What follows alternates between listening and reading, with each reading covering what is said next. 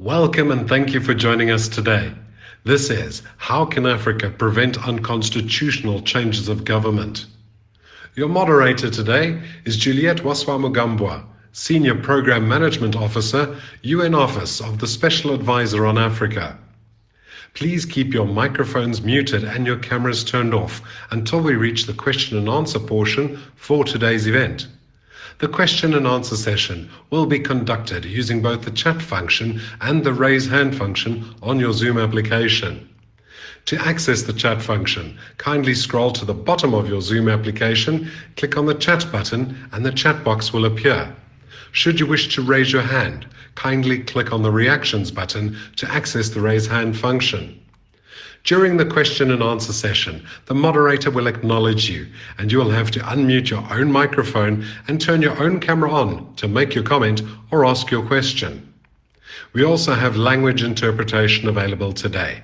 To access the language interpretation, scroll to the bottom bar of your Zoom application, click on the globe icon, and select the language of your preference. Please note, we will evaluate this event using an online poll. The evaluation is completely anonymous, and it helps us to present better events in future. Kindly do take a moment to complete it. It'll be launched following the presentations portion for today's event. As we wait for our final participants to connect their audio, we kindly remind you to please keep your microphones muted and your cameras turned off until we reach the Q&A portion for today. Please also note that since this is a public event being broadcast live on YouTube, Chatham House rule does not apply. This is How Can Africa Prevent Unconstitutional Changes of Government? Juliet, you have the floor.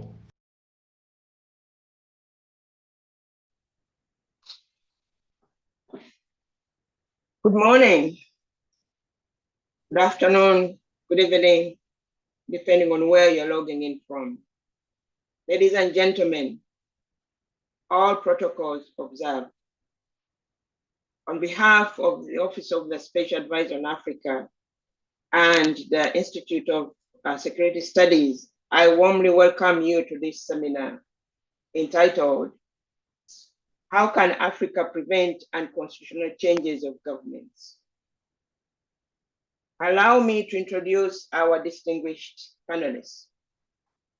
We have in the midst of us, Ms. Cristina Duarte, Under Secretary General and Special Advisor on Africa. Her Excellency, Mrs. Jainaba Janer, Ambassador of the Gambia to Ethiopia and Permanent Representative to the African Union. Dr. Andrews, the head of Africa Peace and Security Governance Program at ISS, and Mr. Batlokoa Makong, Chef de Cabinet, Staff, Africa Peer Review Mechanism. Our fourth panelist was not able to join us this morning, Mr. Rudolph Banks, Head of Economic and Social Governance Programs and Impact Department, Africa Capacity Building Foundation. He's unable to join us due to unforeseeable circumstances. Before giving the floor to USD Duarte, my boss, I would like to make a few comments, just 2 points here. The African continent continues to be affected by globalization, terrorism, and lingering neo-colonialism, as well as governance challenges, including climate change. Addressing these issues requires a balanced approach that puts front and center durable solutions. We need to have a strategic advocacy strategy that puts front and center the durable solutions. The importance of investing in prevention efforts to address the root causes of coups while promoting synergies between security approaches and development will be crucial.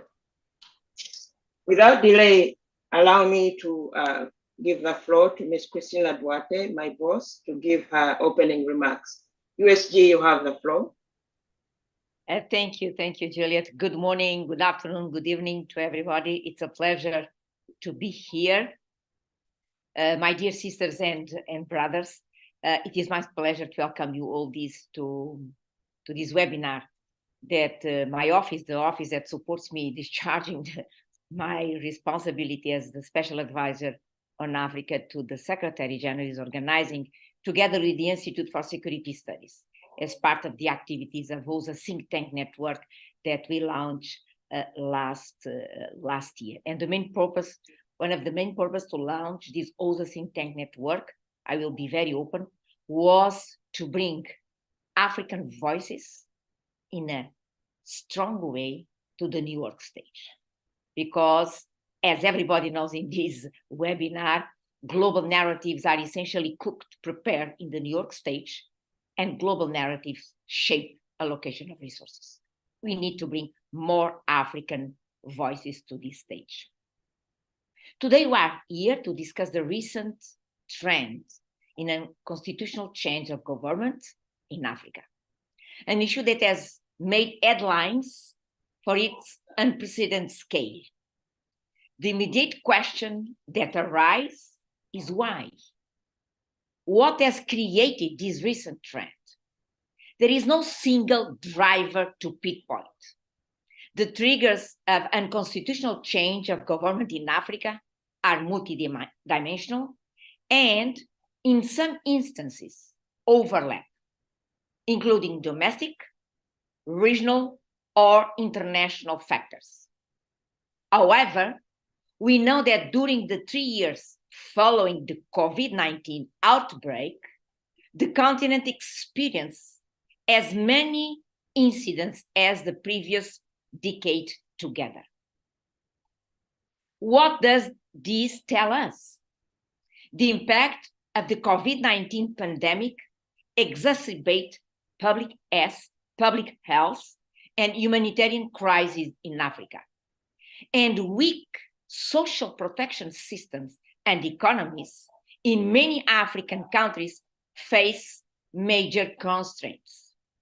All in all, the COVID-19 revealed the failures of the prevailing socioeconomic system at the global and national levels. As the Secretary General has noted, it exposed the breakdown of the social contract between the government and the citizens. Allow me now to underscore a couple of issues under this breakdown of the social contract.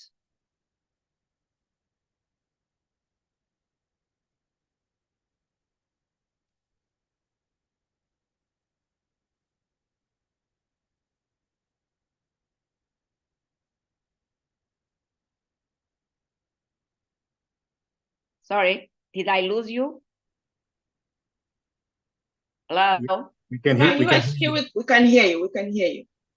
Okay, so I don't know what happened in my screen. My apologies, technologies. So the first thing that I would like to stress under this, the breakdown of the social contract between government and citizens is the absence of the state. And I would like the absence of the state.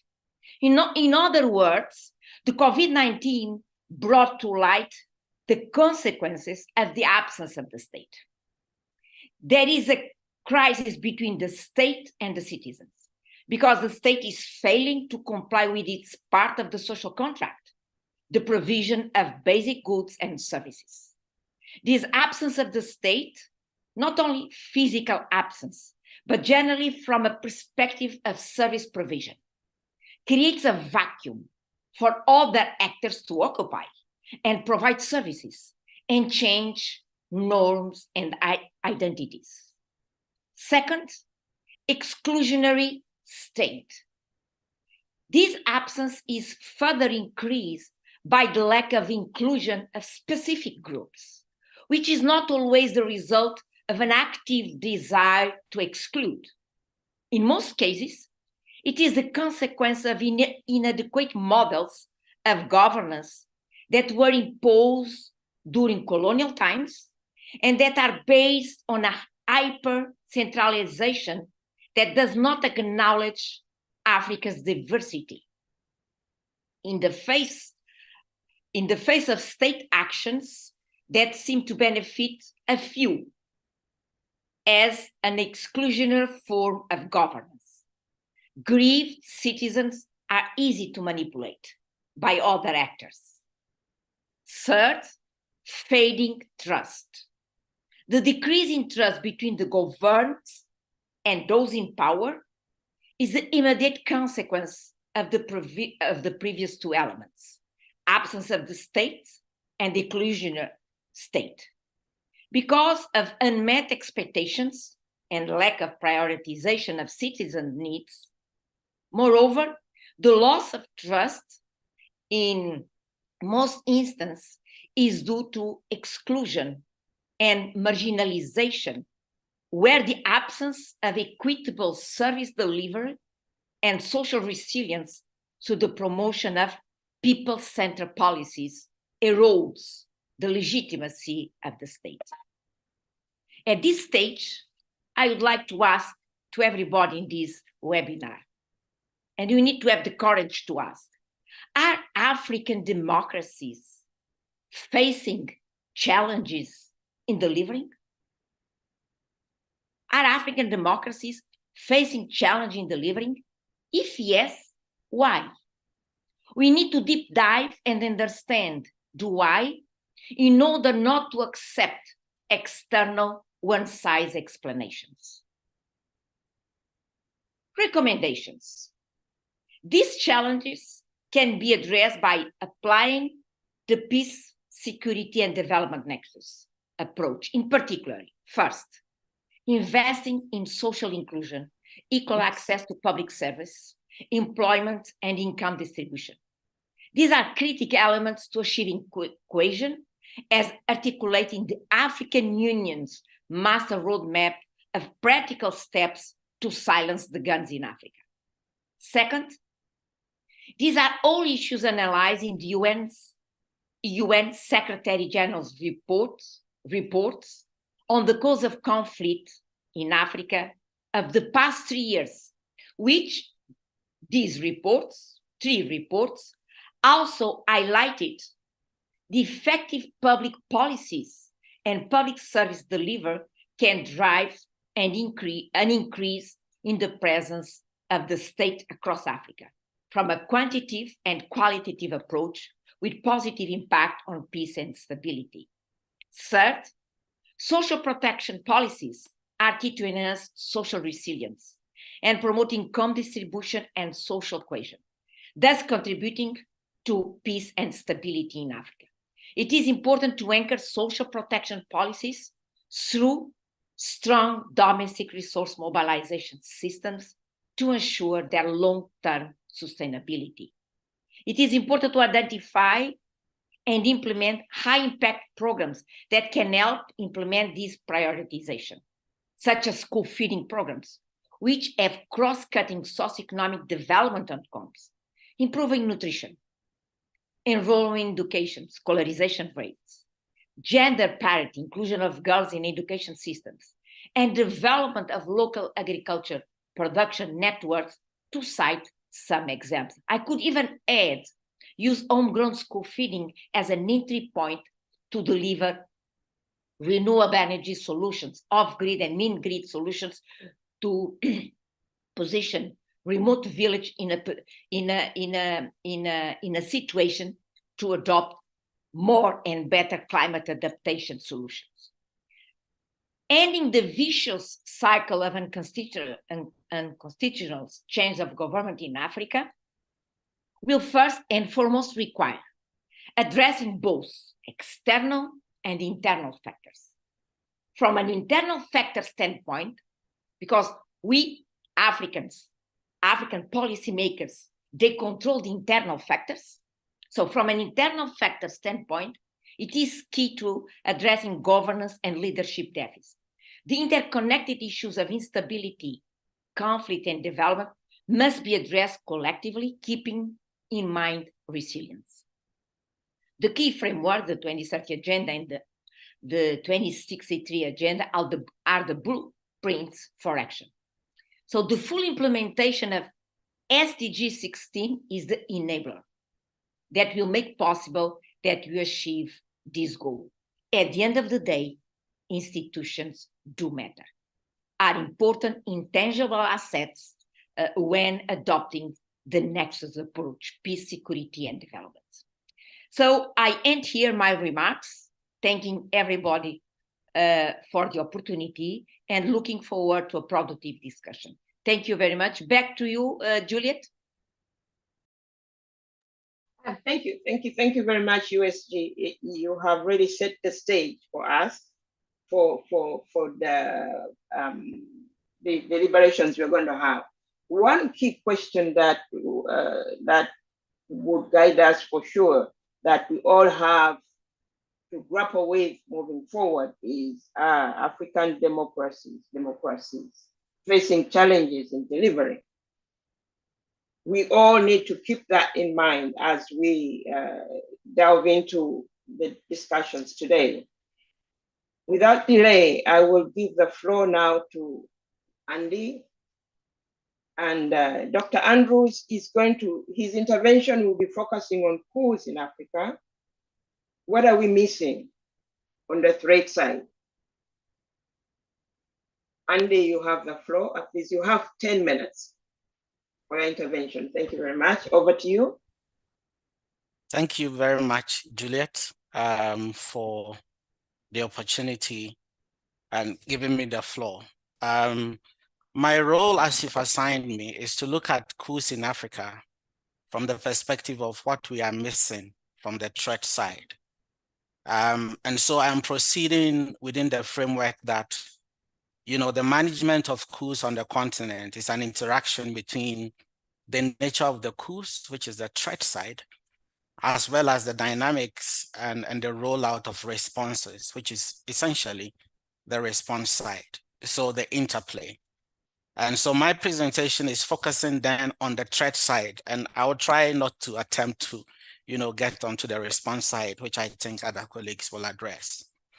And so I'll try to wrap my thoughts around 4 areas briefly. One is to give a picture of what the situation of coups are on the continent, just so that we are on the same page in terms of the trend. Second, I will look at the emerging dynamics around these situations, which define or characterize the nature of the coups we are seeing on the continent at the moment. And then I will address the heart of the question, which is, what are we missing? What are the key variables that we are not necessarily taking into consideration? And then I will conclude, consciously avoiding giving too many recommendations so I don't overlap with the response part. So I come to my first point. Where are we in Africa when it comes to matters of coups? Or what is the state of the coup situation or unconstitutional change of governments, which is broader than just the coup in this particular case? But I will use the case of coups to measure where we are. I think to understand where we are as a continent, you need to remember that the last coup we witnessed on the continent, which was the 30th August coup in Gabon, was the 100th count of the number of coups that Africa has witnessed between 1952 and where we are at the moment. That is even by the most conservative number of, compilation, which excludes situations that are considered controversial in policy circles. And so situations as happened in Zimbabwe and Chad are not necessarily within the count, but that still gives us a number of up to 100. Now within that, from 2021 to 2023, we've seen 8 individual cases of coups on the continent, which is the same figure we've achieved in 3 years as we saw between 2001 and 2010. That whole 10-year period also witnessed a number of 8.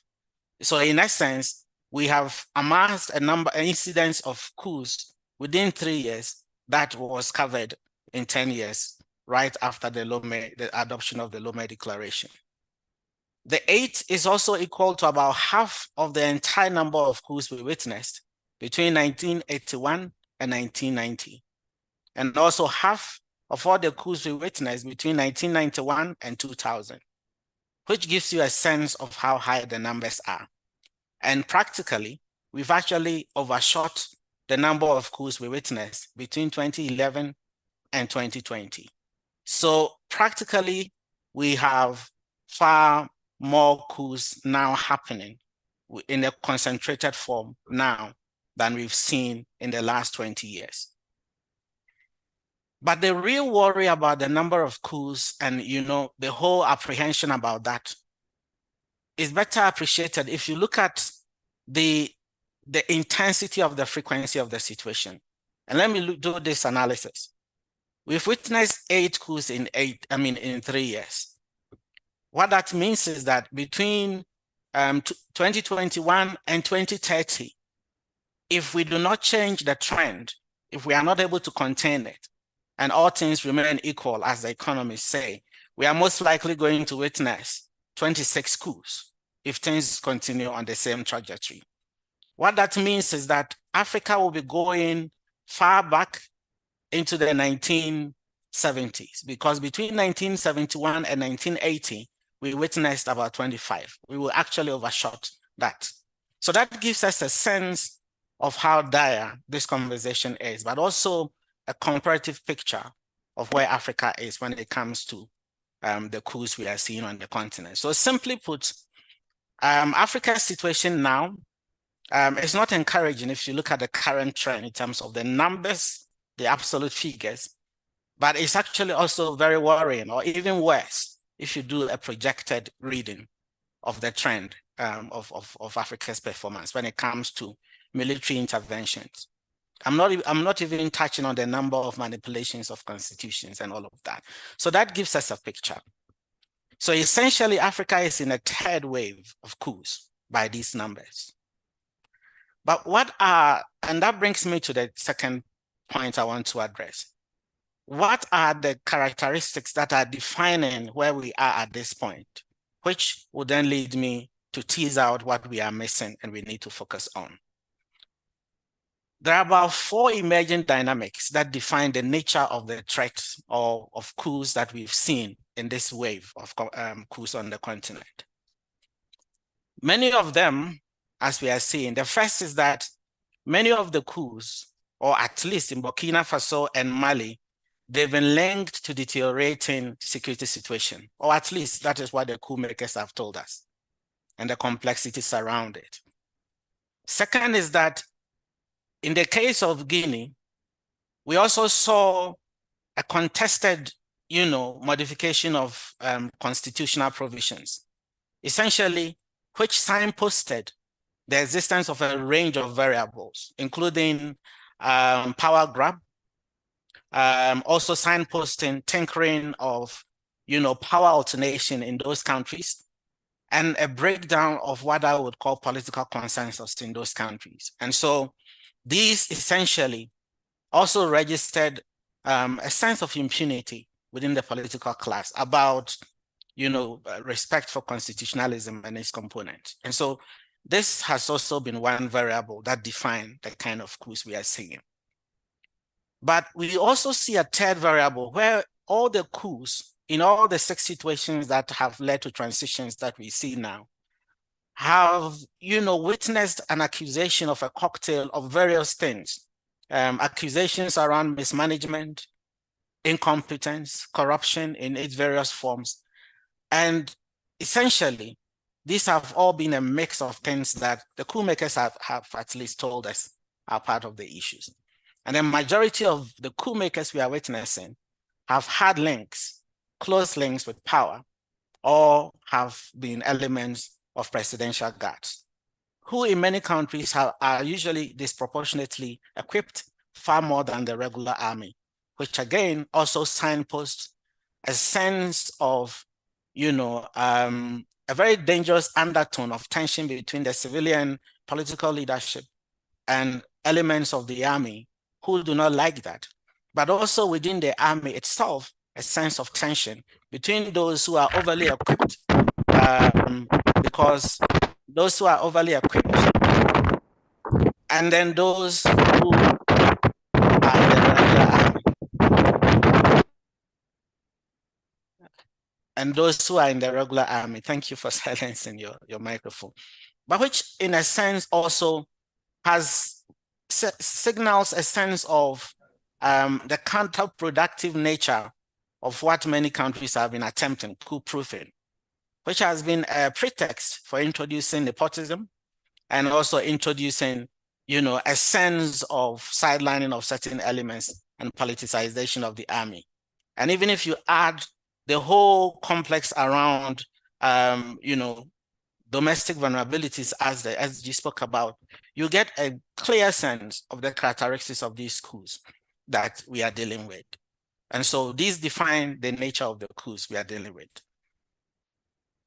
Then if you look at it closely, then what are we missing? And I'll come to the heart of the subject I've been asked to address. What are we really missing? And I want to touch on 4 dimensions. And what we are missing, I'm looking at it purely from the perspective of the kind of things we need to flag from the nature to inform the rollout of policy or the formulation of policy responses. The first I will flag as something we are missing is the appreciation of the kind of pyramidal nature of the threats, either by the kind of issues that are flagged by the coup makers as the cause, or the nature of the threat itself. Essentially, what we see is that coups sit at the top of an iceberg of very complex issues, some of which were unpacked by the SG. And so addressing the coups are not necessarily in the long term an issue of suppressing the number or the trend of the incidence of coups, because the coups represent symptoms of a heavy syndrome of complex issues, which inform the drivers. And so at the heart of that syndrome are real questions about, the nature of the state emerging in Africa, its strength, because many of the states exist legally, but in terms of the functional relevance or the utility of the state to the individual citizens, we are seeing somehow an emergence of irrelevance in a situation, in many cases. And so these are informing the rise of questions around, essentially governance deficit. But to the ordinary person on the street, governance deficit is as simple as unmet expectation in terms of security, in terms of, provision of jobs, in terms of a whole range of variables that citizens look at. And as the SG interpreted, we are seeing a thawing of relations between citizens and political elites around unmet expectations. So this means that the attempts to contain coups, what we are really missing is that we need to pay thorough attention to the underlying drivers. Because essentially, if you don't, it's as simple as, pushing a wine cork underwater, because it will essentially bounce back. So suppressing the numbers to define progress is actually simply sweeping the issues under, the carpet, which is a very dangerous situation.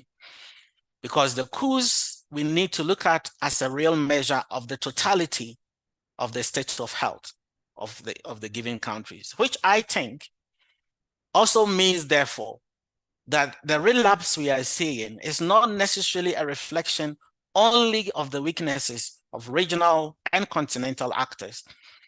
It reflects on the total work done by all stakeholders in all various forms, because those are the ones that define the nature of the state we are talking about. And so we need to look at that in a much more broad sense. So the first then being, the kind of pyramidal nature of the issues we are dealing with and how deep-seated they are, and taking that into consideration.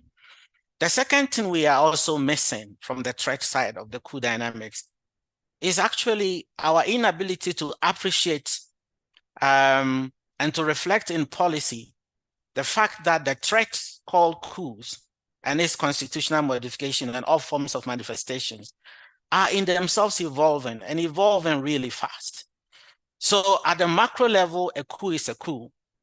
But if you drill down, you notice that the kind of issues that are driving them and the complexities and the connections, the profile of the actors involved, the actors' appreciation of the context within which they need to manipulate themselves or manipulate their holding on to power, and their respect of continental norms are all evolving. And so the coup makers of today are, in a sense, a bit more smarter than those who were using brute force in the early days to get access to power. And so, though coups remain coups, the psychology of the actors, the science of their deployment of their strategy, and their approach to delivery and holding on to power have all essentially changed dramatically under the forces of the nature of the international system. So the international context in terms of how coups are accepted or the level of intolerance of coups have also shifted in some situations. Across Africa, there are certain coups that happen, and if you speak to certain corridors of power, as much as they condemn, they have a certain sense of condonement purely based on certain dynamics. And I think all of those define a certain kind of missing link between the evolving nature of the threat. But essentially, the part we are missing is how this evolution of the threats and its new forms are not being taken into consideration because we keep applying old structured way of engagement when the threats have really moved, which is equal to, applying an antidote to a situation where, the pathogen have essentially morphed or gotten used to the nature of the threat. And so that is another thing we are essentially missing. The third is also what we are missing in a third form is also what does coup prevention really constitute? And is it a question of timing, for instance? Is it because we've seen so-called coup proofing in situations where incumbents have used it as a pretext to do all sorts of shades of, cleaning of the political space and closing of the political turf to certain actors in the name of coups. And what does early warning really constitute when it comes to coups? Because we've seen situations where within the PSC, there have been attempts to flag the possible occurrence of coups in situations. And you have set ambassadors and representatives pushing back and saying it's not going to happen. And then a few days down the line, it happens. To what extent did we not see that the possibility of a coup occurring in Niger was literally palpable? Yet elements on the ground, including President Bazoum himself, were resistant to regional initiatives because he thought he was in charge. So what constitutes early warning? Is it early or an early response? Is it really about timing or the complexity of things? And how do we reflect that, both in the appreciation of the use of sovereignty, but the collective also action of regional and continental actors? But if I could add another thing we are missing is how do we reflect the psychology or the changing psychology of elements of coup makers within the armies into and the allure, of self-professed saviors of democracy of the state into the kind of responses we have, given the fact that the whole elements around civil-military relations have not received as much robust engagement in recent times as we saw in the 90s. And so these issues define a range of things that we've not necessarily taken into consideration. If you look at the regional response, if you look at the continental responses, and in some cases, even the national responses. And so it's giving cause for a mismatch between the response frameworks and the nature of the threats, which is part of the reason why we are seeing a relapse, essentially. And so, Chair, I want to conclude briefly so I don't incur your wrath by saying that these issues essentially define the contours of the changing nature of the threat that we are dealing with. And so they should inform how we are framing the responses to this third wave of coups on the continent. What we need as a recommendation then is for us to recalibrate the nature of the threat of coups and its manifestations and try and reframe the responses to fit, so we can be guaranteed a much more robust and sustainable management of the coup situation on the continent, both now, but also by 2030. Thank you very much, Chair. And I hope there are many issues I will raise when we are having the discussions. Thank you. Thanks very much, Andy. Definitely, we'll have more time to really elaborate on some of these threats that you have highlighted. The issues related to the coups are really more complex than meets the eye. I was thinking while you were making your intervention that it seems as if Africa is in a space where, like a patient who is in a sick bed. And that means that we all have to collectively think about how to take care of this patient in a more caring manner, that it's not only one part that might be that needs to be addressed, but it's all the aspects of the body that will make the continent or the patient function better in the future. And please allow me now to move to the next part of our discussion that is going to address the solutions. And for that, I would like to give the floor to Mr. Balo, the Chief Staff APRM, to address on his intervention will be on addressing coups in Africa, the existing frameworks, consumerage. We need a solution. Solutions are the solutions we have on the table, able to address what the dynamics we see at the continent right now. And I'm giving you 10 minutes, please. The floor is yours. Thank you very much, my dear good sister Juliet, and I wish to take this opportunity to thank you, and of course to thank my dear good brother Andrew, and of course to thank all the panelists, Her Excellency Cristina, the Undersecretary General and Special Advisor on Africa, and of course my Ambassador Geneva, the Ambassador of the Republic of Gambia, and of course member of the PSC and the incoming chair of the PSC for the month of December 2023. Because I come from the African Union system, I would first, before outlining the solution, to highlight the fact that the African Union has entrenched through its founding legal instrument, the Constitutive Act, the promotion of human and people's rights, democratic principles and institutions, and of course, popular participation and good governance. It has also affirmed the sacrosanct principle of condemnation and rejection of unconstitutional changes of government in its Constitutive Act. Your Excellencies, the OAU had determined through the Lome Declaration of July 2000 that the following situations could be defined as unconstitutional changes of government: a military coup d'etat against a democratically elected government, intervention by mercenaries to replace a democratically elected government, replacement of a democratically elected government by armed dissident groups and rebel movements, and of course the refusal by an incumbent government to relinquish power to the winning party after free, fair, and regular elections.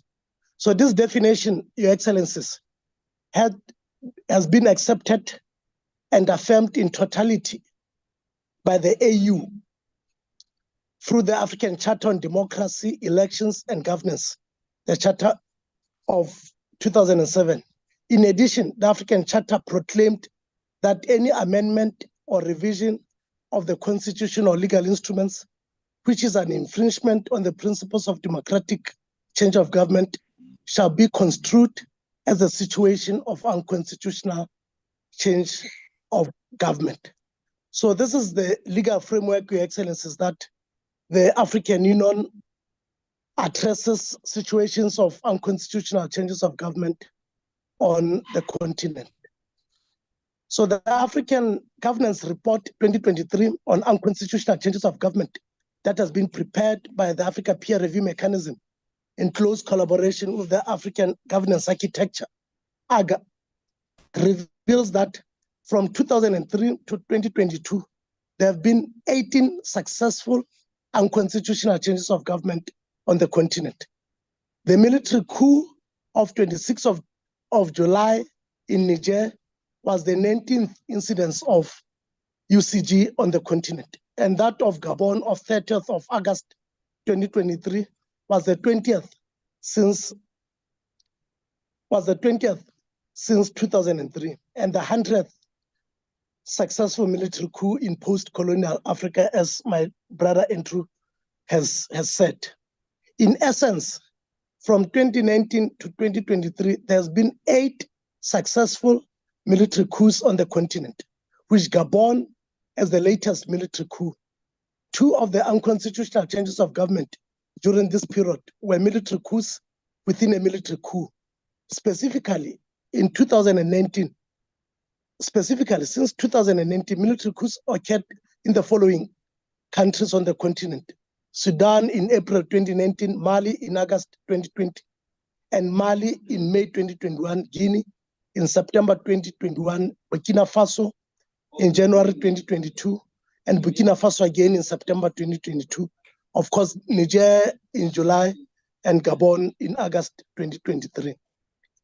The UNDP report titled Soldiers and Citizens, Military Coups and the Need for Democratic Renewal in Africa is a report of 2023, assessed that the current wave of military coups represents 229% increase in coup incidents over the previous 20-year period. The report accurately assessed that coups, by definition, undermine constitutional rule, they entrench bad governance, and they create conditions that undermine human rights, civic freedom, including encouraging future coups.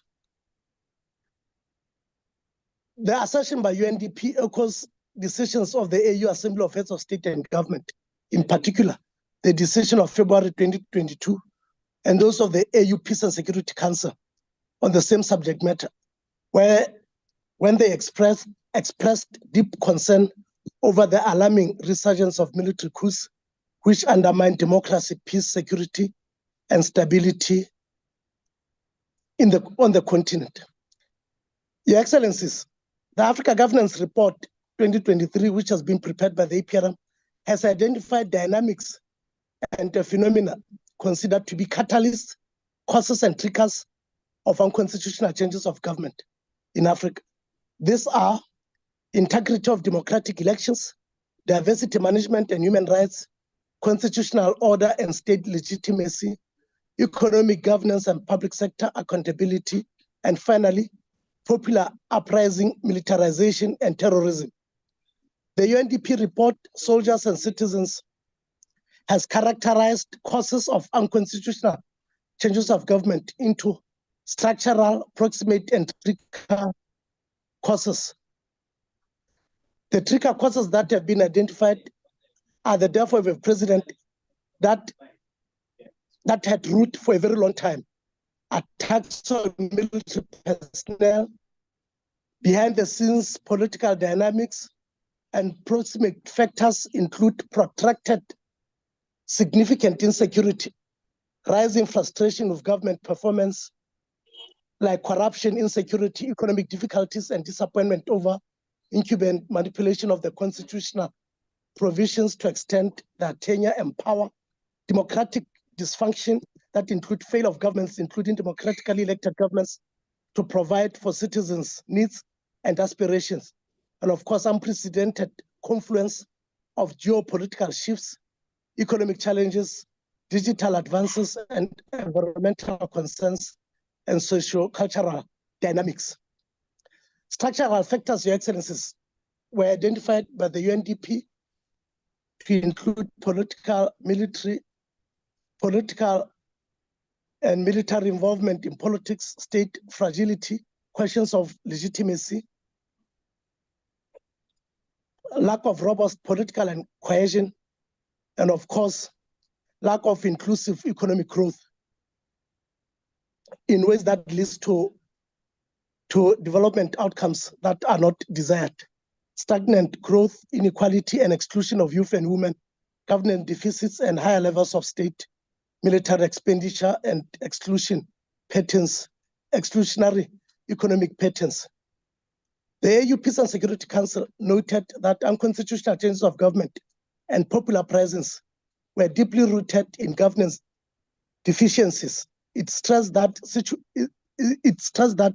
in situations of greed, selfishness, mismanagement of diversity, mismanagement of opportunity, marginalization, abuse of human rights, refusal to accept electoral defeat, manipulation of the Constitution, as well as unconstitutional review of the Constitution serve narrow interest and corruption are among the key factors that are potent triggers of UCGs and popular presence on the continent. So, Your Excellencies, it is in this context that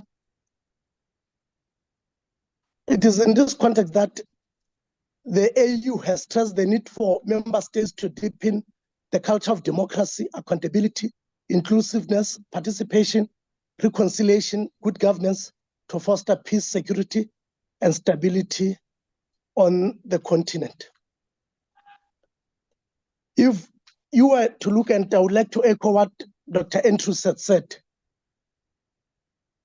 if you were to look from an external lens, one of the most authoritative publications that informs policymakers all over the world, The Economist, had revealed that all the 6 African countries that are currently under military rule were ranked low in democracy, governance, and development before the military coup. The Democracy Index, which assesses the state of democracy worldwide based on 5 categories: electoral processes and pluralism, function of government, political participation, political culture, and civil liberties, had ranked the countries very low. And in particular, if I would mention that before the military coup in Sudan was ranked as an authoritarian regime with an overall score of 2.15 out of 10. Mali had been characterized as a hybrid regime with an overall score of 4.92 out of 10. Guinea in 2020 had been ranked as an authoritarian regime with an overall score of 3.08 and out of 10. And Burkina Faso in 2021 was grouped amongst the authoritarian regimes with an overall score of 3.84 out of 10. And Niger in 2022 was characterized as an authoritarian regime with an overall score of 3.73 out of 10. And Gabon had been characterized as an authoritarian regime with an overall score of 3.4 out of 10. And if you look at the Mo Ibrahim Index on African governance, you would see that Sudan was ranked 47 out of the 55 AU member states. Mali was ranked 37, and Guinea 42. Burkina Faso was 18, and Niger was number 27, and Gabon was, of course, number 27. None of these countries was amongst the top 25 of the 55 AU member states that have performed well on governance over the 10-year period. And if you look at the Africa Barometer. Hi, my dear brother. Can you wrap it up so that we can Yes. also hear from the last panelist, please? And then you have more time during the Q&A as well to elaborate on this interest. Yeah, a minute. So if you check the Africa Barometer in its survey of 2021-2022, when they asked the question, should the military intervene when elected leaders abuse power? In Mali, the response was 82% that favored intervention. In Burkina Faso, it was 66%. In Guinea, it was 68%. In Sudan, it was 58%. And Niger, it was 67%. Of course, Gabon, it was 66%. And I would like to indicate that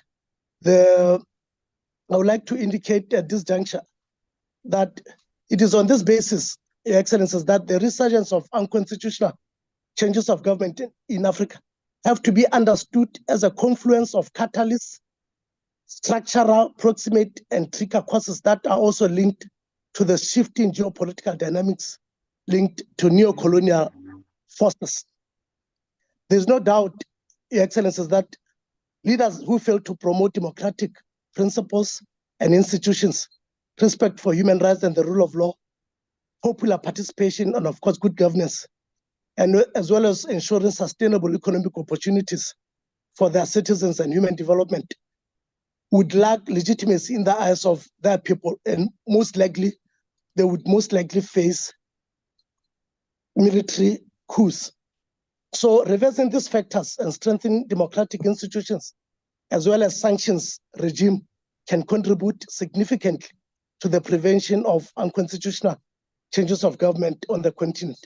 And this will ensure the realization of our continental vision of a united, prosperous, and peaceful Africa driven by its own citizens, and of course, representing a dynamic force in the global arena. Thank you very much. I thank you. I thank you very much, Mr.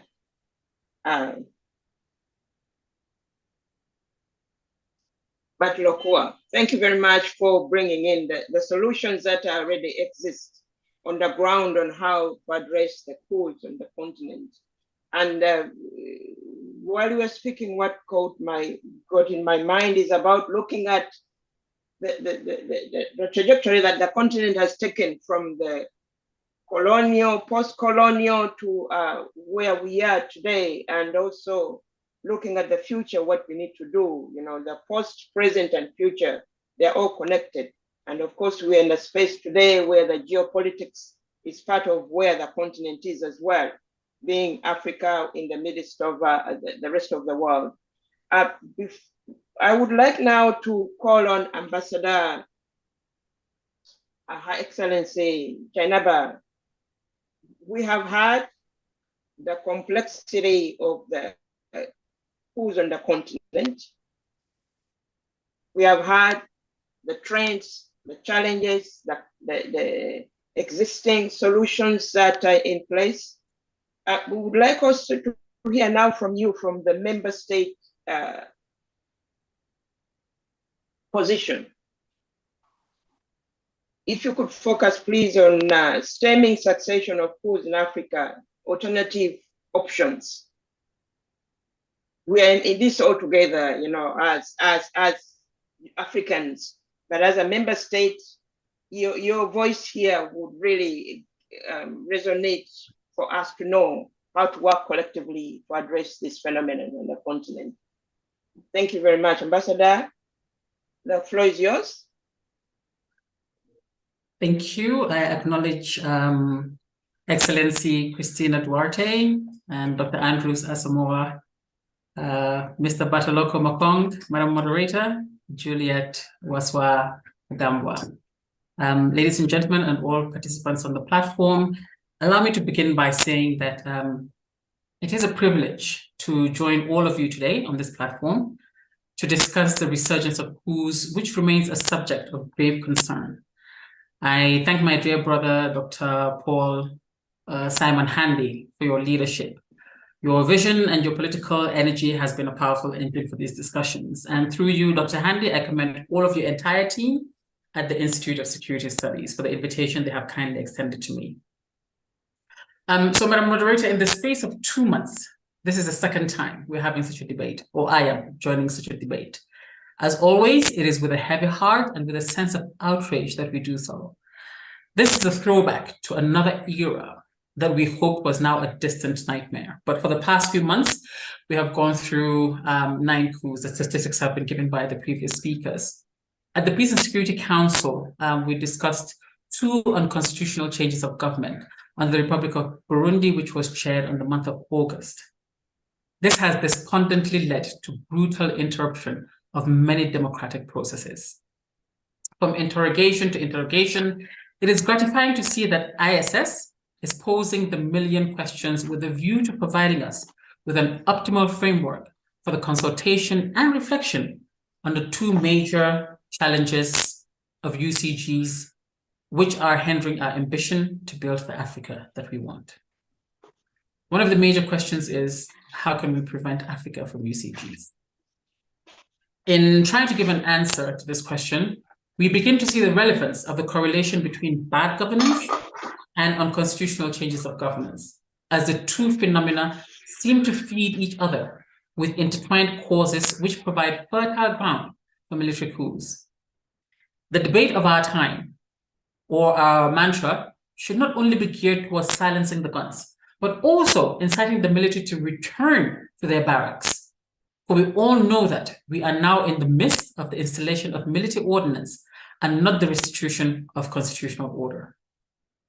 It is our way, or they will take us through their highway. On a more serious note, Madam Moderator, distinguished ladies and gentlemen, we have a solemn obligation to act and nip this in the bud. Any attempt to overthrow constitutional governments and authorities as coups has become, in this perspective, the logical effect of the expansion of terrorism and the instability of contributing to the volatility and fragility of our countries. This is also conversely impeding the economic emergence of our continent. Most of the political transitions have become military impasses. So now we ask, what are the coup's implications and what steps should be taken to arrest a democratic backsliding? It is time to serenely reflect on how to collectively respond to the recent military coups in Africa and to fix the setbacks to our democratic processes and political trajectory.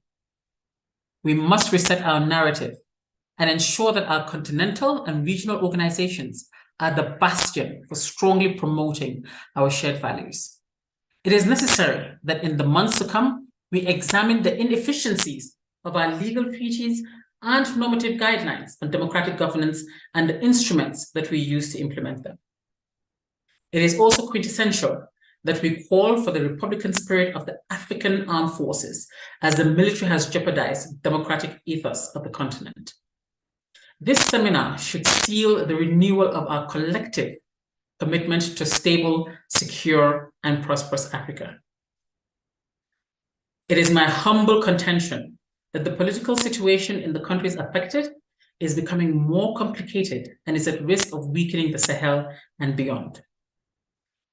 Ladies and gentlemen, in as much as we reject UCGs, we must not allow our political leadership to overstep their authority and meddle in the military's internal affairs. This will endanger our national security, distort civil-military relationships, and constitute a contributing factor to coups. For this reason, we need to move towards greater professionalization of our military forces and give priority to the army nation concept. As I said earlier, this is perhaps the only way to reconfine the military to its fundamental and constitutional responsibility of protecting national sovereignty and territorial integrity. Madam Moderator, it is also important that the principles against foreign interference and manipulations are continuously emphasized. Our continental treaties in this regard need to be sharpened. Our foreign partners should be convinced that the African people expect a different contractual relationship. Asymmetric relationships will no longer be accepted, and in fact will generate popular sentiments that are adverse to their strategic interests that will usher in a new era of awakened African citizenry. Madam Moderator, I will stop there, seeing as we are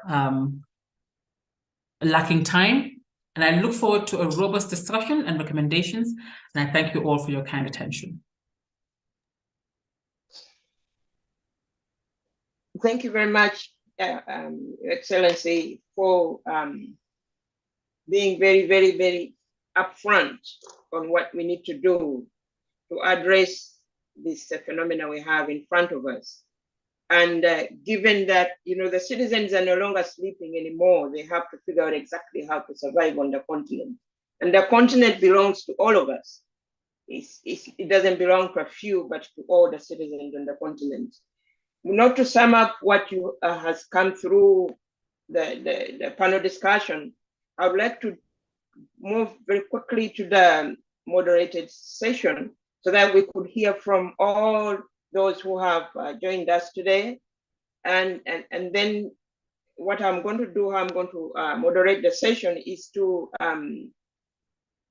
read the questions.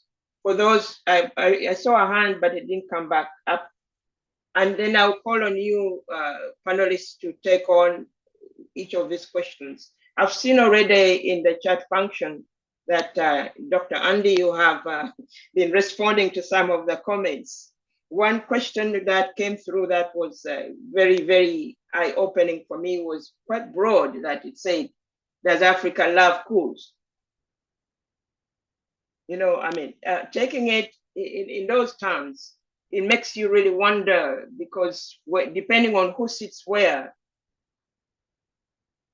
it's a very, very provocative question that if any of you would like to take it on, while I request those who are on call to raise their hand if they would like to be given the floor.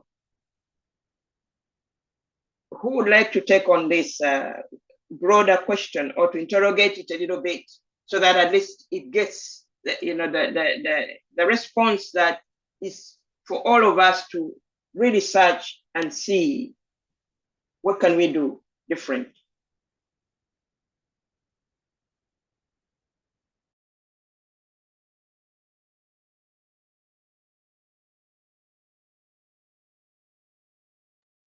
I see Dr. Lazaid.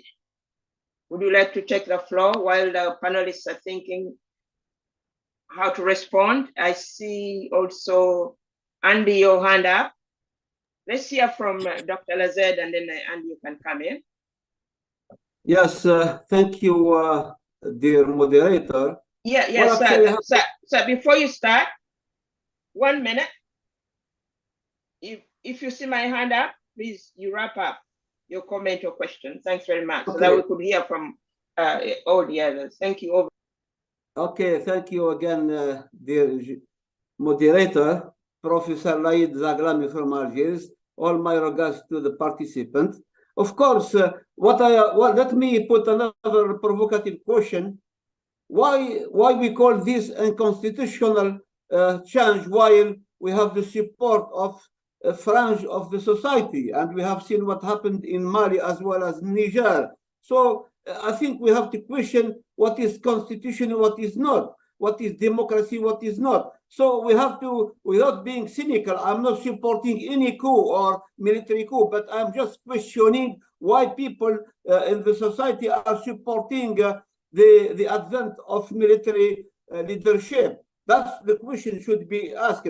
We don't have to always analyze and examine the situation from, let's say, Western values. I think time has come that we have to find out, are we keen to have military regime rather than, between brackets, democratic one? This is the big question. I'm always questioning myself. Are we colonizing ourselves? Do we need to decolonize our way of thinking? That's my question. Thank you very much, dear moderator. Thank you very much for being very blunt and also very brief. Thank you. Thank you. Andy, would you like to respond before I call on the other raised hands, please? Yes, so there are two questions. The first one has to do with, it's a broad question. Does Africa love coups? I would say no, but I will approach it from two angles. We need to understand that the state building process in Africa is an unfinished business. The state is still evolving. The democratic processes are maturing. There will be mixed steps here and there. The contestations for access to power will manifest differently in various forms. And so I see issues like coups coming in as critical questions being asked of the state and its relevance. It's not justifying coups, but there are various forms that various actors will raise the kind of questions, but they all help us refine and get it right as we go. So it's not necessarily a love for coups. I still see them as part of the mixed steps that refine and provide the context for refining the state going forward, worse as it may. But the second is also around that makes us know that Africans don't love coups. It's the fact that even in situations where people have gone to the streets to celebrate coups, if you interrogate it, it's usually about not the coups or the support for the coups, but the happiness about seeing the back of that individual they didn't want in power. And we've always almost seen that few months or even years down the line, those same people have contested the legitimacy of those who seized power. And again, in a lot of the constitutions that we've seen, it's almost always enshrined in it, structured ways of access to power or power alternation. And so if the constitutions define the will of the people, then we can say that essentially we do not have a love for coups from all dimensions. But those are, I'll consider them as missteps. And in situations where correcting the ills that the coups bring take longer time, you actually see that it becomes a huge disservice to the nature of the state we are trying to construct on the continent. From Prof. Zaglami, he was asking whether we should, well, my interpretation, whether we should accept the coups or whether we are not as part of our construction. I think part of that, the spirit of that question was in what I said. It is not everything that comes on the way to maturing a democracy or state construction that necessarily aligns with the broader will of the collective direction of the people. And if you look at that in that sense, you find that in some situations it will be extremely difficult to accept coups as something that people have accepted. In any case, if the coup makers were willful enough to respect the constitutional provisions, they would have found non-coup ways of power alternation. So if you seize power through the barrel of the gun, it becomes very difficult for us to accept as part of what the people want to happen. Thank you very much, Andy, for that response and elaborating on that pertinent questions that have come through. I see 3 hands up. I'll take them in the order. I'll start with the USP Duarte, and then Matthias and Professor Okello. So USG, I'll start with you. Please go ahead. Very quickly. This is a wonderful conversation. Thank you. Thank you very much. I'd like to address the question of is in the chat. Andrew has agreed about blaming and not blaming colonialism. We need to be very careful. I agree with you and the root. If I am not, there is no point to blame. There is no point to blame colonialism. As I used to say, I have no time. I have no time to back, and I have no time to waste time. We need just to look forward. To look forward. And every crisis should be processed by us Africans as an opportunity. We have no alternative. God has not given us another alternative. Having said that, Ruth and Andrew, we cannot underestimate the impact of our recent history. 60 years or 50 years for a country is nothing. Is nothing. Let me just very quickly. First, in the 60s, we inherit colonial states, and I'm a privilege. I participate in 3 independent processes. I saw, nobody told me. Nobody told me. Cape Verde, Angola, and Mozambique. I was alive, and I was in an age that I could understand what was going on. So we inherit colonial states with essentially 2 functions, Andrew. Tax and resource collection and rule of law. This was the state that everybody expected to deliver the independence vision. What I saw in Angola, a completely empty state to do that. Empty in the true meaning of the word. That state that we inherit could not deliver the vision, was a failure. And then come the 80s, Andrew, the structure adjustment programs, pointing the finger, say, the state failed. So you are not able to deliver economic growth. They move the independence vision to a narrow approach to economic growth. What they did, they rolled back the state and they unfettered the market. Weaken even more African states, even more. After the structured adjustment program, we start with fragile and weak states. Africa, the structured adjustment programs, our states were even more weaker. And this is exactly when we reach this stage where I scan and I start asking, have we been able as Africans to reshape this profile? Have the recent democracies that have been sometimes in Western models imported from outside been able to reshape this profile of the state? Because if we do not understand where we come from, I think it will be difficult for us to get together and say, no, enough is enough. We need to reshape. We need to reshape the profile of the state. This is where we need sometimes to bring colonialism to our conversations to understand where we are coming from and what we need to do going forward. Back to you, Juliet. Thank you, SG, for that responding to that key question there.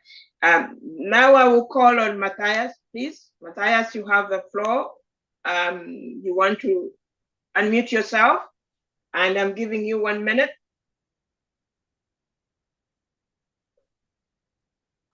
Go ahead, please. Yeah, hello, and thank you to the respective speakers for raising critical issues regarding coup d'etats in Africa. I have a question to ask regarding the role of the citizens in probably sustaining the attempt of the military to take over constitutional government. If you listen to the narrative from Niger to Gabon, and even to countries where we've not experienced coup d'etats, there seems to be societal support for coup d'etats, especially within the short term. However, in the long term, as Andrew narrated, it is usually not the case. Now, most researches and outputs such as Afrobarometer, there seems to be that decline in the trust of democracy to deliver the necessary evidence. So probably the citizens tend the short term to support the actions of the military. I want to ask, maybe from the perspective of Andrew, do these short-term support for coup d'etats really sustain or motivate the military to engage in military takeovers of constitutional governments? Thank you. Thank you very much for that question and being very succinct. Andrew, before you come in, please, I would like also to hear from Prof. Ngoma, please go ahead. 1 minute. Good evening, and thank you so much for this wonderful and important discussion. I will be very brief. Some of the questions that were asked, I also wanted to emphasize why citizens welcome some of these military coups, and if at all, are there current coup that is strictly defined to the member states and within Africa, without the involvement of other external factors? Is it primarily an African thing and put against lack of development and democracy and so forth? Are those the only factors, internal factors, that we can anchor on rather than also thinking about these external factors? I'm also trying to look at the geography of these relapse to coups, which is primarily in the West African countries, and underpinning definitely the former colonial masters. Of course, we cannot dwell so much in the blame, as Cristina has mentioned, but is this something that will continue in the East African countries where there have been military coups? Is there anything that we can see this relapse is the beginning of a more escalated coup in Africa in general? My last question is that we have the mechanism that we have at the AU to suspend membership of any country that has overthrown the elected government or has produced a military coup. And with what we have seen, do we anchor ourselves into this mechanism and say, yes, this is enough tool and mechanism that we can still work with, we can still rely on? Is it really enough to address this unconstitutional change of government? Do we need some more mechanisms? And what are those mechanisms that we can put in place to support the existing ones so that we are able to respond and stop the imminent of the current relapse to coups? And I think, in my view, we might need to rethink some of these mechanisms at the African Union and eminent persons to go and do maybe preventive diplomacy. It's not enough. So thank you. I would like to know about those questions. Primarily, if there is going to be more coups spread over in Africa, because we have seen an example, and then the mechanisms that we need to put in place to improve what we have. Thank you. Thank you very much for that question, that provocative question. And that's why we are here to ensure that no more coups take place on the continent by addressing what the phenomena we are in at the moment. But I'll give the space to the panelists to come in and who would like to speak first to address these questions?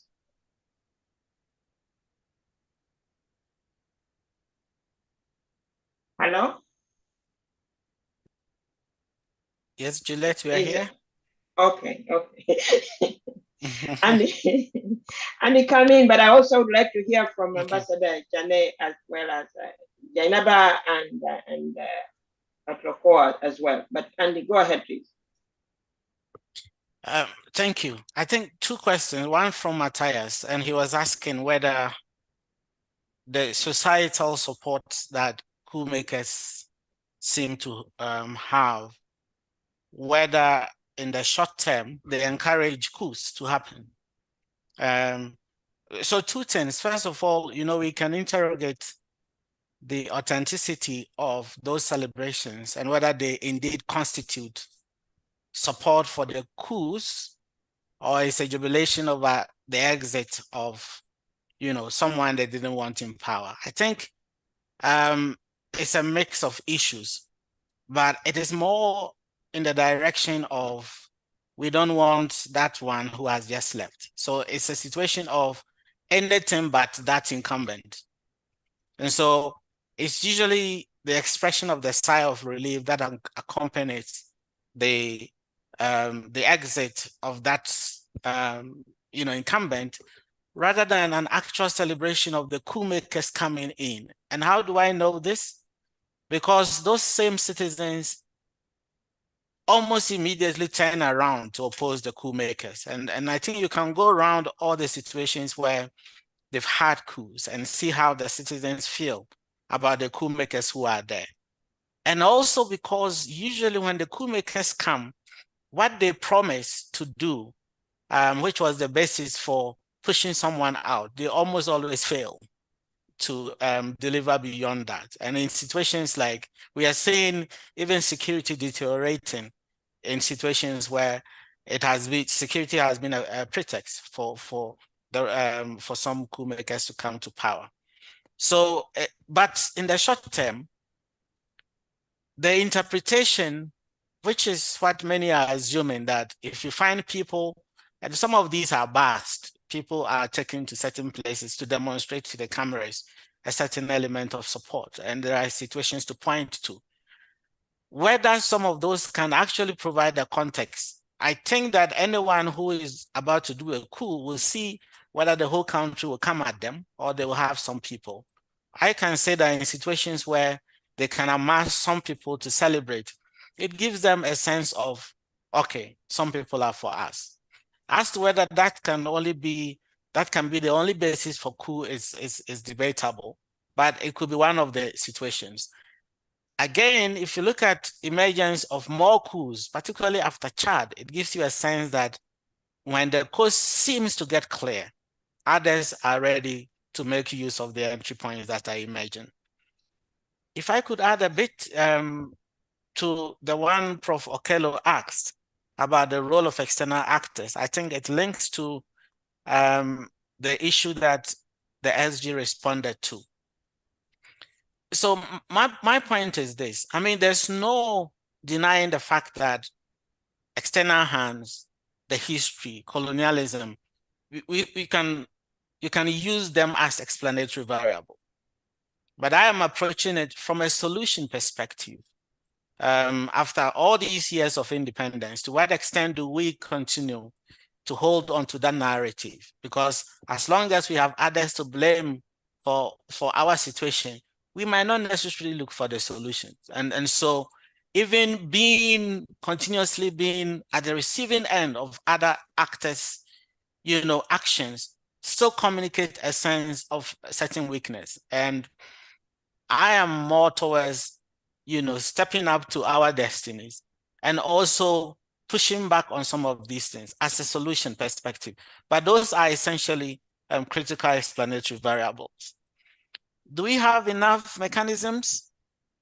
Yes, we have mechanisms that could be improved. There are certain gaps that can be filled.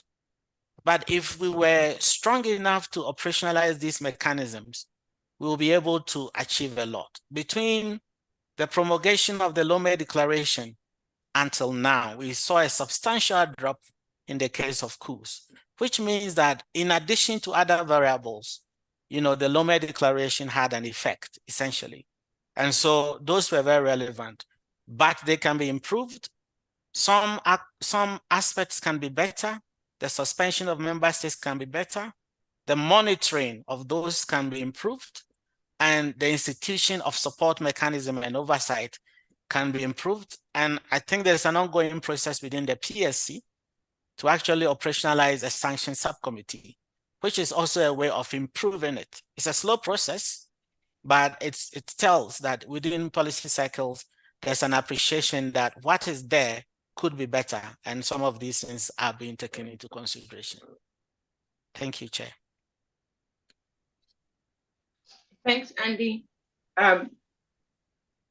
Ambassador, would you like to come in here?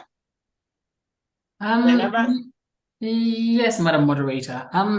What I can say regarding the question of external interferences, the solution is we need to educate and empower our people better, particularly our wider electorate who vote in our leaders, and to be able to take ownership and foster these universal principles of good governance by insisting on having probity, accountability, and the rules of good governance and law across the board at all costs. Yes, it cannot be achieved overnight. We cannot continue to blame external forces. And as they say, Rome was not built in a day. It will take time, but it is not an unattainable dream. We must educate our young officers as well that what they're clamoring for cannot certainly be achieved through the barrel of the gun or through mere slogans or empty rhetoric, as we're seeing in some of these recent issues. But better still, our people need to understand that there is no perfection anywhere, whether it's externally in the West or elsewhere. So for example, in the continent, or more precisely in the sub-region, we can certainly do better and better. There's always room for continuous improvement on our overall desire for development in our nation and for the upliftment of our people. Most importantly, under the present world dynamics, we must master the skills of economic diplomacy.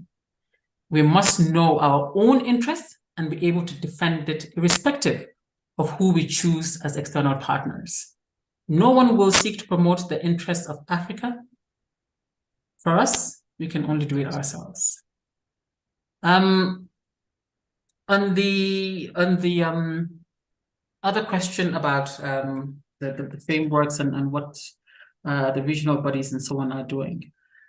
And whilst regionally and continentally responses have condemned coups, I will go on one of the subjects that is dear to my heart, which is sanctions. There has been a focus on heavy blanket of sanctions and economic sanctions that have proven to be ineffective. Additionally, unfortunately for us, there's been an inconsistency in the application of the normative frameworks, both at the AU and the ECOWAS level, which is troubling. So in the light of the above growing concerns about the inconsistency and the inefficacy of the continental normative responses to these troubling trends that we're facing, there's need for recalibration of the regional efforts. African Union and the regional economic communities should work better. The pivotal role played by regional and sub-regional bodies in nurturing an environment that is conducive to the transformative revolution cannot be overstated. And Gambia will focus on this in December when we chair the Peace and Security Council. The African Union, along with its diverse institutions and the regional economic communities, have the potential to channel collective efforts towards a visionary agenda. By fostering these collaborative policies, we can now lay the essential groundwork for a new generation of dynamic and forward-thinking leaders, capable of propelling Africa towards sustainable development and economic growth. Madam Moderator, I'll stop here, but we'll come back later if need be. Thank you very much, Ambassador, for that response. It touches the core of why we are here, to interrogate these issues. But Lokoa, would you like to come in before I take another round of questions? Yeah. Please? Yeah. Go ahead. No, thank you very much. I will touch on the issue of foreign interference or the involvement of foreign powers in military coups on the continent. We cannot exclude the fact that foreign powers find it very easy to intervene or get involved in situations of military coups or unconstitutional changes of government, because the economic superstructure of most of our countries is it makes it very easy for foreign powers to get involved. It fuels the appetite to get involved politically, because most of our countries are still heavily dependent on military and economic aid from the foreign powers. And also we are still, our economies rely heavily on mineral resources. And in that sphere, there's no beneficiation in most of our countries. So we export our resources to abroad, and of course, as a result of that, the companies that extract the resources from our countries and do the coalition with the foreign governments, they find it very easy whenever there's a change of their contracts or their operations in any specific country. So we can never rule out the involvement of foreign powers. They are there because economically we are linked with these powers. So they find it very easy for them to intervene politically, and of course in the worst situation to fuel a military coup whenever their interests are threatened or about to be threatened. So thank you very much. Thanks very much for that response. Now I'll take another round of questions. I'm going to start from the chat box so that we balance it out. A question came through that says, it seems that in every discussion on unconstitutional changes of government, causality relationship between democracy and development is automatically made. Is democracy the only way to achieve development? Is it the end of Western model of governance in Africa? What are the alternatives? And then now I'm going to take the two hands up. I see Fatoumata, go ahead. And then after you it will be Guy. And then the third hand that I saw before was from Mamadou. Fatoumata, go ahead, 1 minute, please. Merci, madame. Merci aussi aux différents panélistes pour la qualité des informations partagées. Alors, j'essaie de faire un croisement entre ce que Dr André a appelé la prévention des coups d'État et ce que M. Mangong, si je prononce bien, quand il a parlé d'indice de la démocratie. Et Madame l'ambassadrice parlait aussi de tenir compte des besoins de nos populations. Alors, je me dis très tôt, à travers déjà l'indice de la démocratie, on a un bon mécanisme de suivi pour prévenir les coups d'État. Mais généralement, ce qu'on voit, on attend jusqu'à ce qu'il y ait un coup d'État pour commencer à condamner avec vraiment des mesures un peu presque qui compliquent la situation davantage.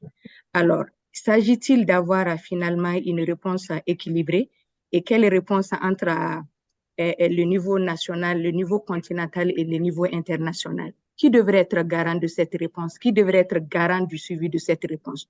Pourquoi nous attendons les coups d'État et ensuite nous commençons à réagir? Alors qu'on a suffisamment de mécanismes, on avait suffisamment d'indices. Ces pays cités sont tous en dessous de la moyenne, presque entre 2 et 3. Alors, pourquoi avons-nous attendu jusqu'à un niveau de coup d'État? Merci.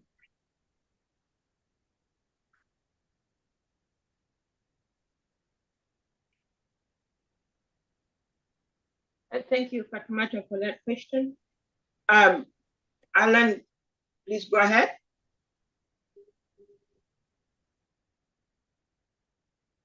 Merci beaucoup, Madame la Présidente, de la parole accordée. J'aimerais d'abord féliciter tous les intervenants. Si j'aborde la question du contexte, c'est pour essayer de nous amener à réfléchir dans quel contexte arrive ce coup d'État. Nous avons des contextes qui sont causés par des problèmes endogènes, comme de gouvernance au niveau interne.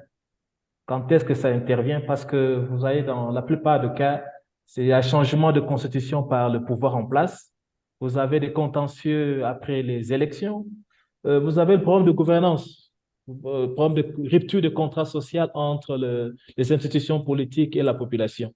Et si on prend les causes exogènes profondes, vous avez par exemple dans le contexte de conflit entre les grandes puissances que vous connaissez et que vous avez l'exemple de ce qui s'est passé au Niger entre le pays concerné, la CEDEAO, l'Union africaine.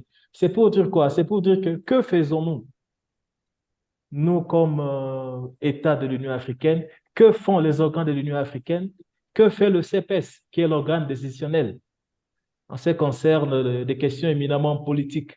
Nous pouvons dire qu'on peut utiliser la diplomatie préventive, oui, Mais la diplomatie préventive n'est pas efficace parce qu'on ne sait pas se dire la vérité en face. On est trop diplomate. À un certain moment, les États africains, nous, les États africains, devons nous regarder en face, qu'on se dise des choses en vérité en face, qu'est-ce qui se passe, qu'est-ce que nous devons faire. Heureusement que l'année prochaine, ça sera le 20e année du Conseil de paix et de sécurité. Cela doit amener à une vraie réforme, la réforme dans laquelle vous avez certains États qui ont un leadership de gouvernance beaucoup plus forte pour amener à ce que cette question puisse être approfondie, qu'on se dise des choses en face. On ne peut pas toujours revenir en arrière pour emprunter le terme de Madame Duarte. C'est la colonisation, oui, il y a une part, mais ça fait plus de 60 ans. C'est à nous-mêmes, Africains, de nous regarder en face, de dire que faisons-nous. C'est la même population qui nous élit, c'est la même population qui est derrière le coup d'État, qui applaudit, mais on doit se dire en face que faisons-nous. Et s'il faut même réformer le texte fondateur de l'Union africaine tel que l'acte constitutif pour qu'il y ait un groupe d'États au nom de l'Union africaine réfléchissent en termes de texte, en termes d'être efficace à l'égard de tous les Africains. Merci beaucoup, Madame la modératrice, de la parole accordée. Thank you very much, Alan, for that intervention. If you can indulge me, Mamadou, are you still on? I wanted to take this round all the questions so that we can get the responses and then wrap up. Mamadou?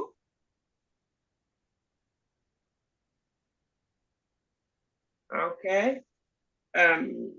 Panelists, please go ahead. I see, Andy, your camera is up already. So we'll do the round again, the responses, if you would like to start. Okay. Yeah. Thank you, Chair. Thanks. Two questions. One was on the causality relationship between development and democracy, and whether there are ways to achieve development. Of course, sure, certainly there are other ways. I think not all the developed countries that we know of now are necessarily democratic in the way we are looking for in Africa.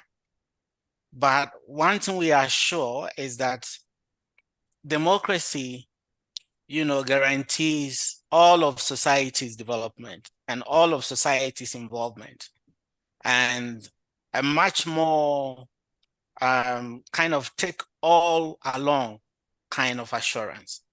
In fact, there are those who even argue that depending on the timing, you can actually move fast in development or be slower. But the question is, do you want all your citizens to come along, or do you want someone who will take you without you not knowing where you're going?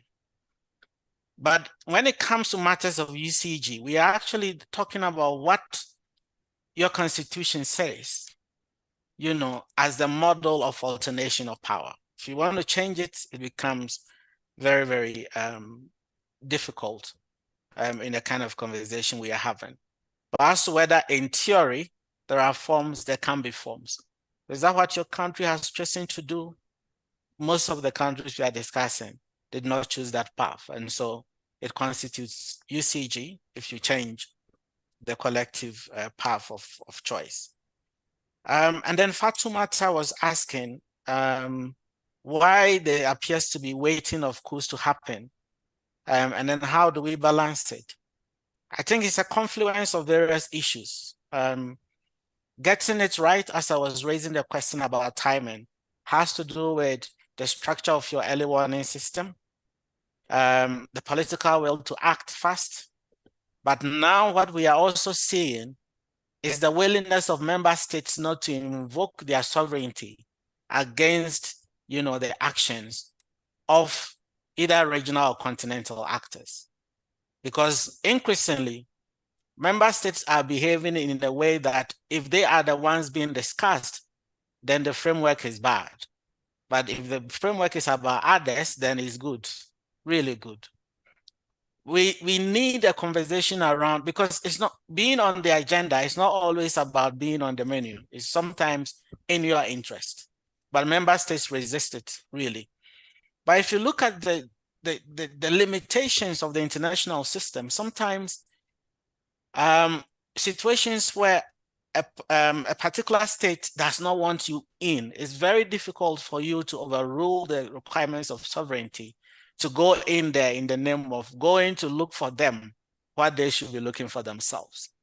And I think situations like Niger, Sudan, and a few others point to a situation where actors within the AU wanted to engage, but representatives said, no, nothing like that is happening.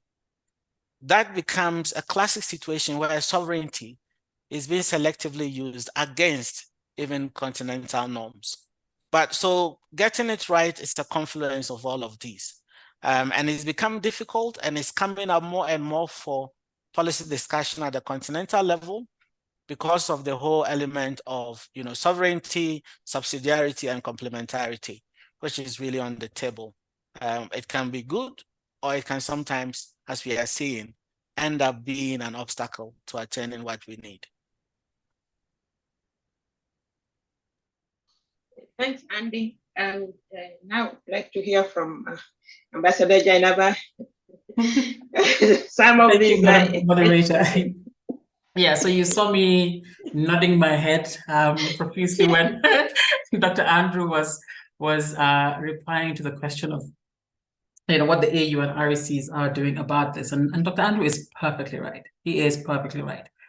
There are times where the responses to UCGs are selective, and there's a degree of inconsistency in the response by the AU and the other RECs in rejecting these UCGs. And this is sometimes evident in the REC's response to condemning or sanctioning civilian governments that amend their constitutions with the RECs or the state, citing sovereignty issues. Madam Moderator, I know we are not on the Chatham House rules, so I give my example very cautiously.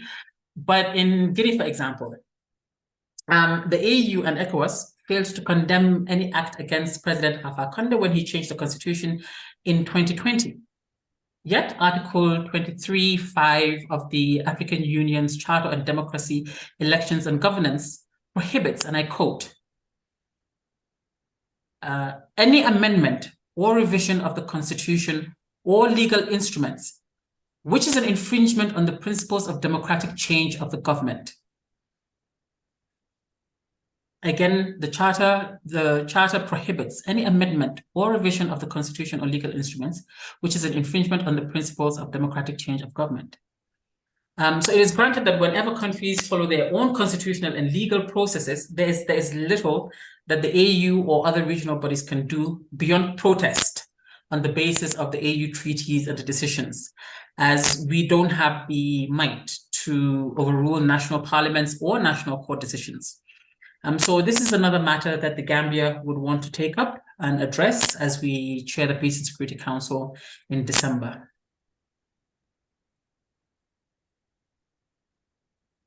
Thank you, Madam Chair.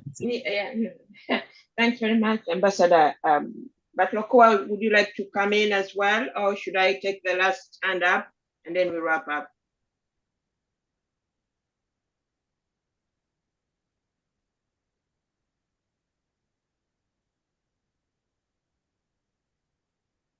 Okay, I'll take the questions as they are now, the hands up. And now, given that we are almost at the end, I'm giving you only 50 seconds for each question, not a minute. I will start with Musinge. Go ahead, please.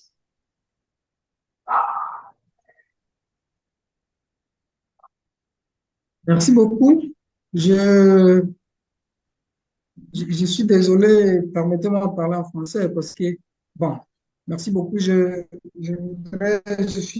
remercie l'équipe, les intervenants et tous les panélistes, et surtout la pertinence du sujet qui parle de la démocratie, le développement et l'état de droit, si je ne m'abuse. Bon, moi j'ai une réflexion, je m'intéresse à la question de la démocratie liée au mouvement citoyen, parce qu'à un certain moment, il y a eu quand même un mouvement de jeunes en Afrique appelé le mouvement citoyen qui a commencé, je pense, qui a commencé en 2011, je pense, et ça s'est propagé en Afrique de l'Ouest, et au Burkina Faso, au Sénégal et en RDC et bien dans d'autres pays. Moi, je parle de la situation congolaise. Bon, ce mouvement était pour les Africains quand même, la plupart des Africains, quand le mouvement a permis quand même le changement du paradigme dans la gestion du pouvoir en Afrique. Et c'était l'espoir. Pourquoi? Parce qu'on pensait qu'avec ce mouvement, la plupart d'ailleurs des jeunes Africains et des Africains pensaient qu'avec le mouvement citoyen, on pouvait changer, déconstruire la politique ou la gestion du pouvoir en Afrique et particulièrement en RDC. Mais nous avons constaté que après, ces mouvements citoyens ont sombré et ça n'a pas donné, ça ne donne plus leurs actions ne sont plus, ils se sont dilués dans les politiciens. Mais moi, je pense, ce qui fait à ce que la démocratie, les Africains ne puissent pas évoluer. Ask the question, please. Or is it a comment? Bon, quelle est la question? Bon, qu'est-ce qui ferait à ce que si je voulais plus donner la contribution et par rapport aux questions. Moi, je m'intéresse plus à la citoyenneté. Moi, je pense que c'est la crise de la citoyenneté qui serait à la base de tout ce que les Africains connaissent. Ça, cette crise de citoyenneté est dite à quoi? Est dite à l'égoïsme, à l'égocentrisme des Africains. Parce que si les Africains n'étaient pas dans l'égocentrisme, et les Africains n'ont pas ce qu'on appelle le sens d'intérêt commun, d'intérêt collectif. Ça, c'est vraiment une analyse endogène au-delà de jeter du regard sur l'extérieur, tout ça. Parce que c'est nous-mêmes Africains qui sommes à la base du malheur des malheurs que nous vivons. Nous sommes victimes de ces malheurs et nous sommes à la base de ces malheurs. Et les coups d'État qui se font généralement, ce ne sont pas des coups d'État pour amener le développement en Afrique. C'est plus les intérêts les conflits d'intérêts entre les dirigeants et les militaires qui amènent généralement au coup d'État. Ça, c'est à mon avis. Quand vous creusez à l'intérieur, vous voyez vraiment les causes profondes de ces coups d'État. Ce n'est pas les causes pour lesquelles les médiatistes... May I interrupt? Thank you very much. I'm going to move now to the next hand up so that we take also the questions from the other participants. Thank you. Thank you very much for that comment. Responsibility starts with us, indeed. And taking into account all the young people on the continent, the youth as well as the women. May I now call on Jean-Paul, and then Mamadou, be ready because I called you before and I didn't hear you, I wonder. But I'll take Jean-Paul's question first. Thanks. JP, please go ahead. No, thank you very much, Juliet, and allow me to once again also congratulate all the panelists and the speakers, and I think the debate has been fantastic. A quick comment followed by a question. The first is, the comment is building a little bit on the comments of and for those of you who don't know me, I'm the new director in the Office of the Special Advisor on Africa. So building on the comments of the USG, I think that the absence of the state in being able to deliver services is often the core root of many of these problems. And I think that's essentially where a lot of our focus, if we're going to build from the bottom, where we need to start, but of course it's more, it's broader than that. The question I have is in the context particularly of the modern media landscape, which is dominated a lot by social media, even in countries where there are challenges of access to the internet, social media nonetheless is a huge aspect. And I would argue that it is changing the profile of how democracy is practiced. And there is also the risk, particularly as artificial intelligence becomes more broadly available, of manipulation of these processes, both from within and from without. And the question is therefore, to what extent do we need to keep this in mind, and do we need to build institutions that can address those elements of that management of the media landscape in the modern environment, particularly in Africa, where tensions can be very easily inflamed, whether they are ethnic or whether they are anxieties relating to the socioeconomic situations of populations, but they can have very, very dire consequences, even in terms of the loss of life. So just putting that out there for consideration.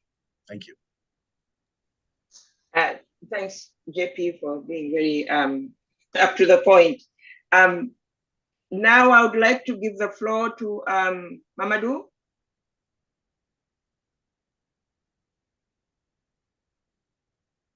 Could you be very, very, very, very, very brief, please? We can't hear you. You are muted.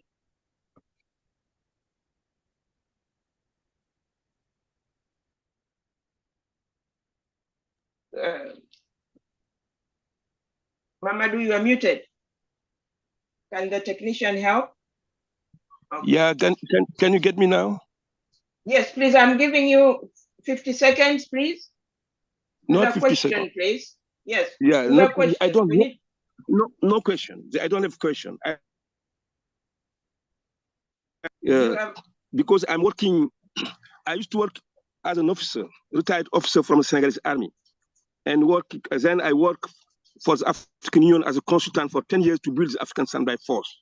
So in your debate, I'm very surprised that the key tool you didn't mention even it, because as a last resort, maybe not on the long term, but as a last resort, as it was supposed to happen in Niger, hey, you have this, the force will have to come. They take the force they take, the government by force. Why are you not using the force we are building here? What are the problems? This is what I want to raise here. Yes, I don't know in AU, but in ECOWAS, they are preparing their force for unconstitutional government in 2 ways. And they have already begun to even apply them. Preventive deployment. You go in Guinea-Bissau, they are there for their more than almost 2 years or more, where they are doing preventive deployment. Was all the issues of course, because you have they have to be in the problem areas. They have to be doing with consent. You have to have high visibility, and you have to have credibility too. Yeah, and then there is. I'm not talking about I don't want to go deeper on the operation they have to talk, but this is a preventive deployment for that. And then on the other side, it's where the problem is really is peace enforcement. What when they do the course, when they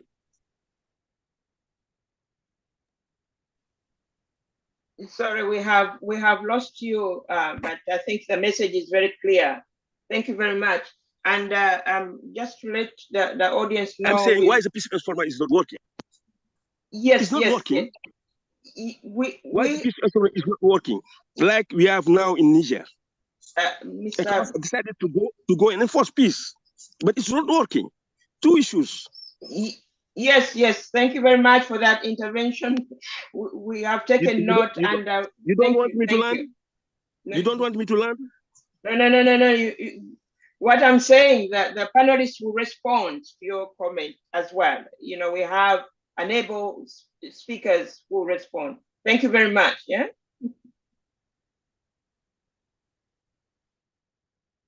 May I now call on? Yes. Thanks. And Jody, sorry, we've run out of time. I would like to get the responses from the panelists. And now this is going to be two parts to the responses, please. You respond to the questions that came from the participants, and then wrapping it up. Also, I would like to get at least one action point that we can take forward from this gathering. Unless from the technician, if I could indulge to get another 5 minutes extra. Is that possible, Andy? Or we have to wrap up? Yes. Yes, sir. Can we get 5 more minutes extra so that the panelists you can respond, and then you have at least the space to wrap up and provide one key point takeaway or two for us to move forward with this discussion. Thank you. It's a thumbs up from IT. No problem. Thank you very much. Who would like to go first? I would like to go first.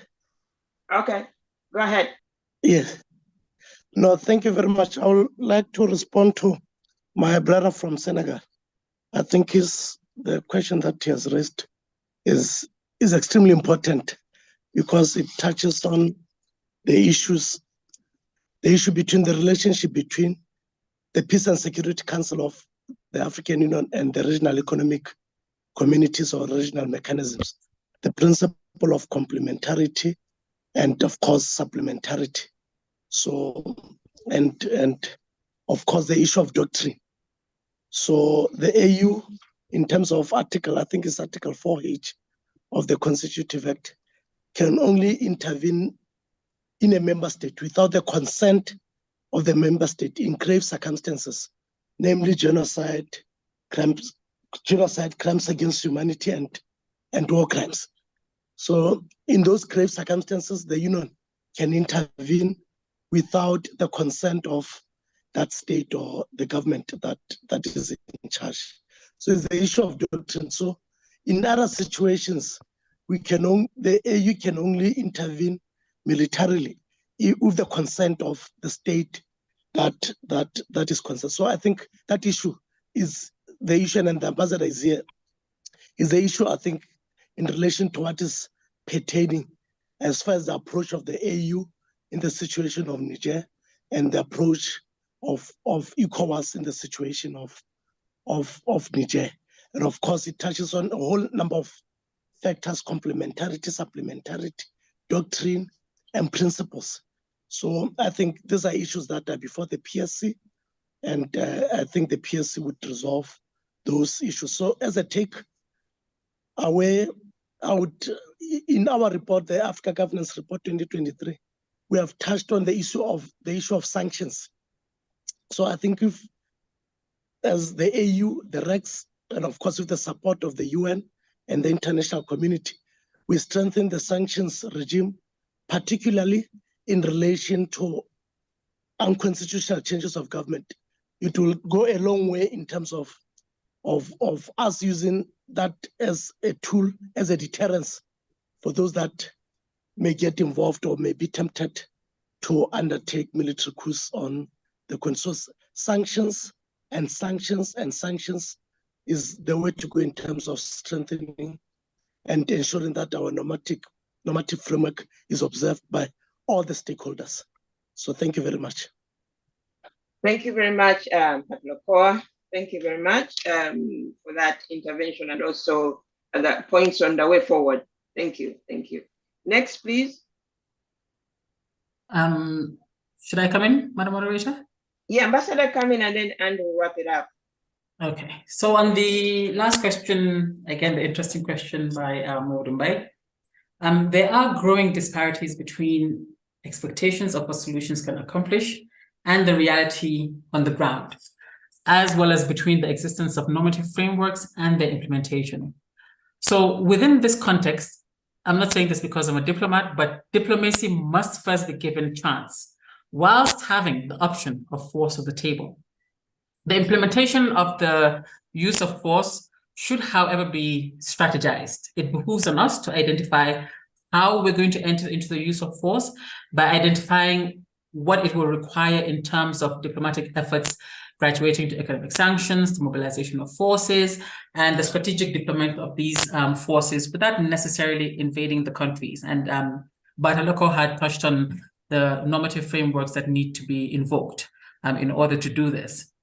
And Madam Chair, on my last point, for my closing, is that the onus lies on the leaders and the elites to sit down and make sure that their people are happy with the system. The leaders must ensure that the system works, because democracy requires dividends. They should see the results.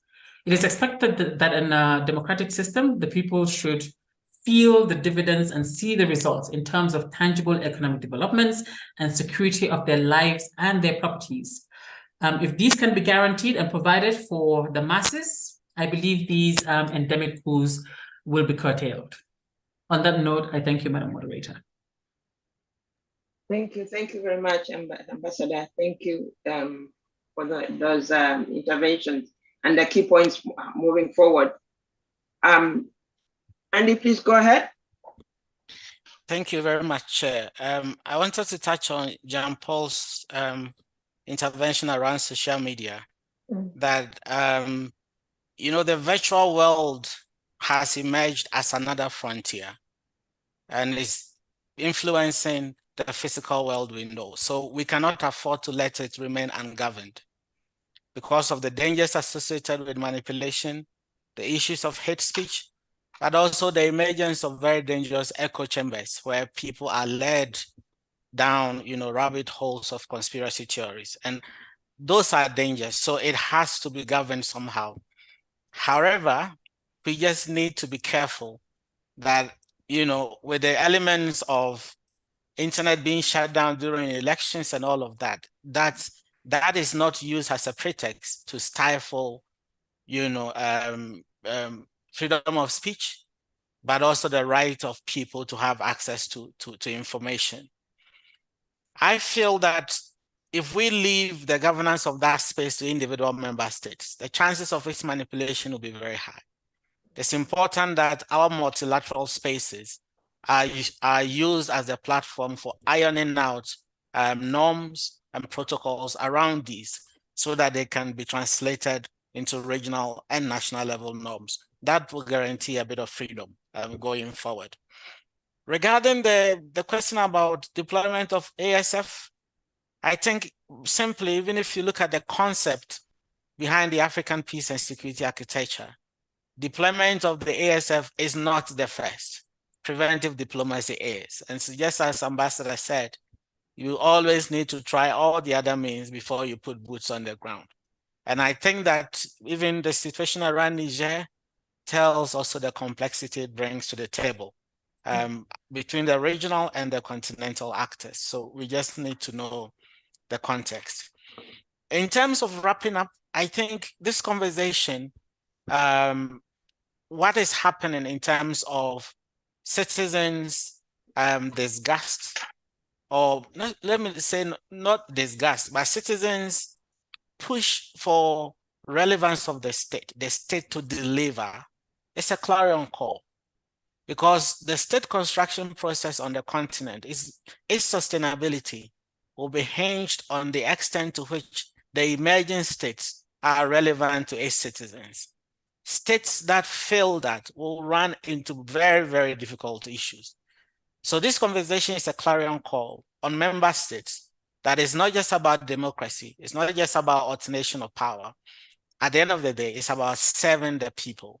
And that expression needs to run through all the engagements, and it also needs to run through the conversations within multilateral spaces. The number of my brother, my sister in the multilateral spaces have increased, and I think it's time that certain actors will have to look each other in the face and speak truth to power. That's the only way to guarantee the sustainability of the state in Africa. Thank you very much. Thank you very much for that intervention as well, and that key pointer way forward. And now I would like to thank the panelists for this vibrant, lucid conversation we've had, as well as the participants. On behalf of the Office of the Special Advisor on Africa and ISS, please consider this is the beginning of this conversation moving forward. We thank you for being fully engaged, and the continent is ours.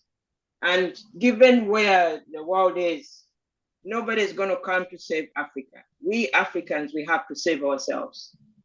I think it's about time that we begin to really internalize our challenges and come up with the solutions. Of course, partners will come, but I think the responsibility is ours as Africans. And the discussion we've had has shown that we are ready to grapple with the challenges that we are facing and to come up with the solutions that will serve us better. With the closing remarks, I'll say that the role of the government has come up very adamantly. The responsibility lies with the government to make sure that trust is built. And it's important to make sure that all grievances are addressed and nobody's left behind, because the citizens, they come into this space as citizens of the various countries that they belong to. And nobody should be left behind when we think about or we begin to address the challenges that the continent is facing. We are all very aware that the challenges are very diverse. We have issues touching on climate change as a multiplier effect, which we are grappling with, and the emerging issues where we're looking at the AI and the social media, as Jean-Paul alluded to. These are issues that are going to drive us backwards. Yet at the same time, we need to be moving forward towards the Africa we want. We have also heard today that coups, they detract the resources that are required for the countries to look at providing basic essential services to the citizens. Because when a coup takes place, then that means the powers will have to make sure that they consolidate their powers, and thus they take away the resources that were initially planned for the long-term development within these countries. Importantly, the most important thing is very imperative to make sure that we empower the citizens, as Ambassador alluded to, the civil society organizations, human rights defenders, and the independent media to promote accountability and transparency in these countries. These actors, they play an important role in monitoring and reporting. They advocate for the democracy as well as to be able to uphold the leaders' accountability. It's very humbling for all of us to be aware that women and youth empowerment are the key to resolving this puzzle.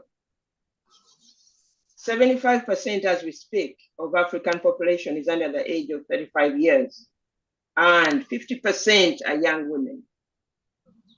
Thus, that means that investing in the African youth means a global force for good. This means that meaningful participation for women and youth with a focus on building national capacities will create the space that is required for the institutions to become more resilient, thus stability that we are all yearning for on the continent. Finally, I think the call we all need to take forward is shifting from managing crisis to conflict prevention. And we've had all the elements on this call, in the seminar about what we need to do. So what we need to do is to take action, not to further interrogate the challenges, but to take action moving forward. We all know that Africa is a hopeful continent, given its youth and entrepreneurship.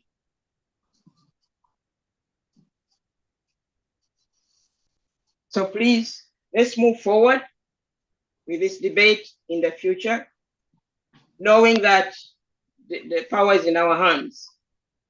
Before I conclude, I want to just give you, to share with you a quote from President Nelson Mandela that really sums up our discussion today. Peace, I quote, "Peace is not just the absence of conflict. Peace is the creation of an environment where all can flourish, regardless of race, color, creed, religion, gender, class, caste, or any other social markers of difference across quotation. Thank you all, and let me take an opportunity to thank other technicians as well, and all the staff from behind the scenes from ISS, as well as from my own office in OSAA, for working collectively to put on this seminar. Thank you very much, all of you, and wishing you a good evening and a good morning from our end.